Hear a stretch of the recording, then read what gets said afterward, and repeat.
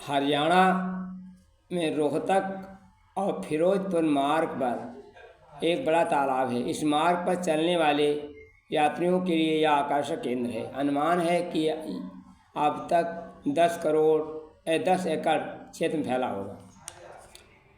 अपने निर्माण काल में यह तालाब 40 एकड़ क्षेत्र घेरा था।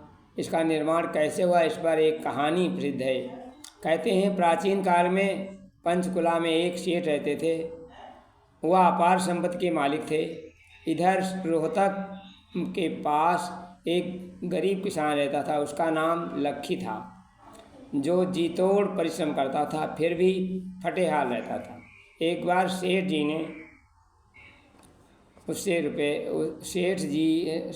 उसे रुपए दिए।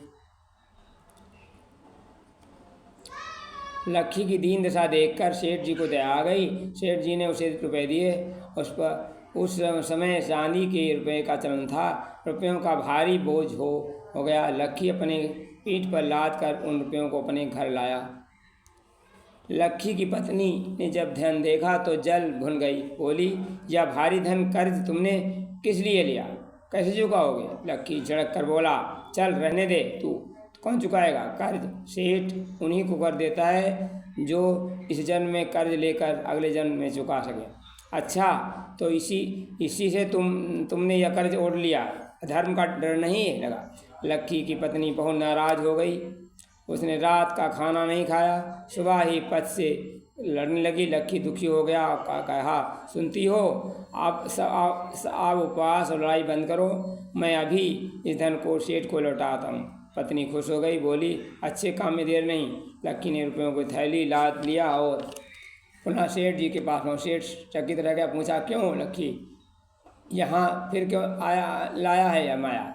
लक्की बोला, सेठ जी अपना सब पावना संभाल लो, मुझे कर्ज नहीं चाहिए।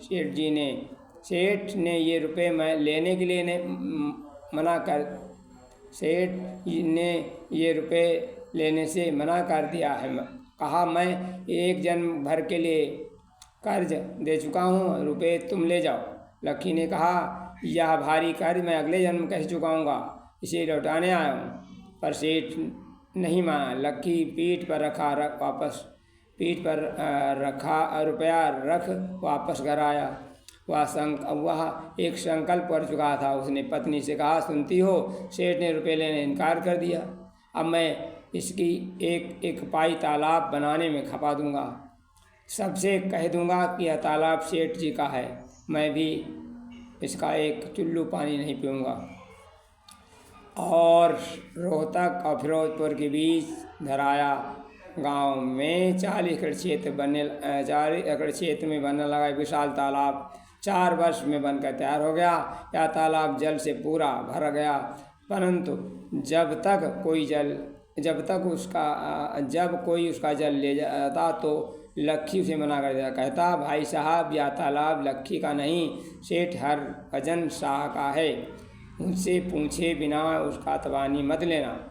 अतः मनुष्य पशु पक्षी उस सरोवर के प्यासे से लौटने लगे। सेठ को मालूम हुआ, समाचार दौड़ा आया। लक्की उसे बोला, मैं तुम्हारे कर्ज को चुकता लिखकर पावती देता हूँ, प्यासे लोगों को जल पीने दो। लक्की को संतोष सांस ली। बोला, सेठ जी, तालाब आपका, चाहें जो करो, पर लक्की कर्ज से उद्धार कर दो। लक्की ऋण हो गया। आज भी लोग उसे लक्की का तालाब कहते हैं। धन्यवाद।